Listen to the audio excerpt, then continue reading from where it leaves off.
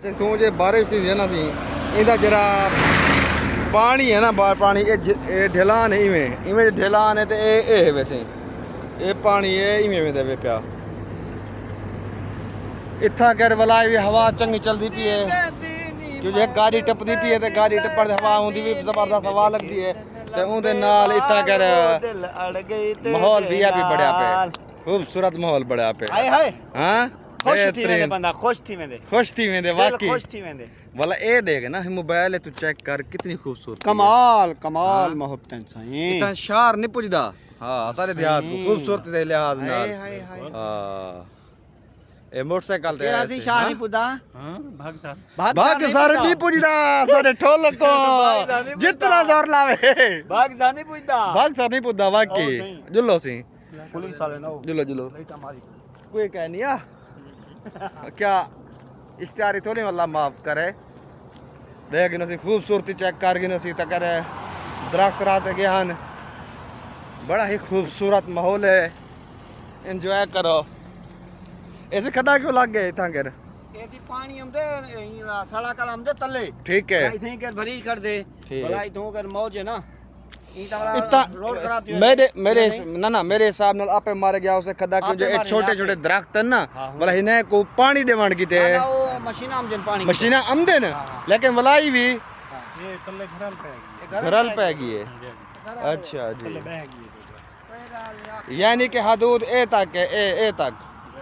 हां ओदे तक नहीं ना ना सी दे विच वे ये रोड ही दे विच अच्छा भी ते बुर्जी लगी खड़ी अगू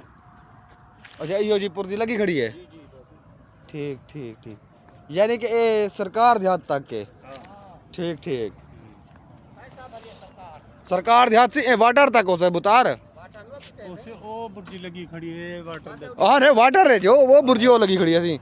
ओ तक मैं चेक कर वेंदा सी ओ तक है सरकार देहात बाकी जेरी ए है ना ए प्राइवेट लोकें दी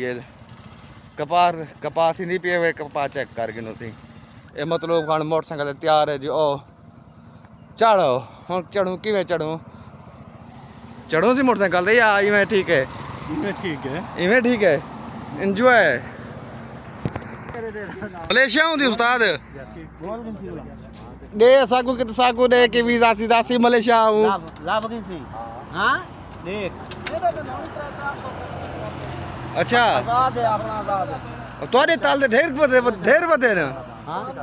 अच्छा की में ठीक अच्छा पुन्नाल सिंह वाह भी वाह दे यार साकू वीजा सही हूँ हालात खराब है करेंसी बधेंदे नहीं अच्छा करेंसी भी होती और घट दी अच्छा 2 लाख ना काम जो हो कोई अपना वीजा है पुलिस वाला टांग गया ना हां चट्टी गहन तो थोड़ा सा पाकिस्तान अधिकार है लो जी मौके पे खड़ी है पुलिस इतना भी चट्टी घन सा अच्छा वाह भाई वाह चट्टी एक दो चार पैदल टुरन वाले को भी जबरदस्त तोनी होवे सी वीजा ओए ए नहीं चलो ठीक माशाल्लाह ठीक है सर जी बड़ी मेहरबानी बहुत सही वेरी गुड बाय बाय